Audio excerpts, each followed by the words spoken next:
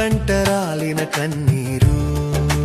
కలమున నింపి నీ మహిమలు వ్రాయమని ఆజ్ఞనో సంగనేలా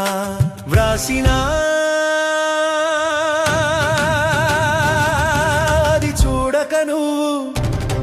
నన్ను ఏలకను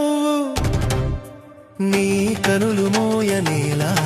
ధ్యానము సేయనేలా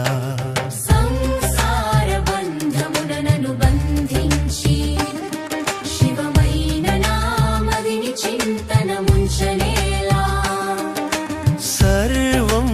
ఈశ్వరం సదాశివం పాహి మా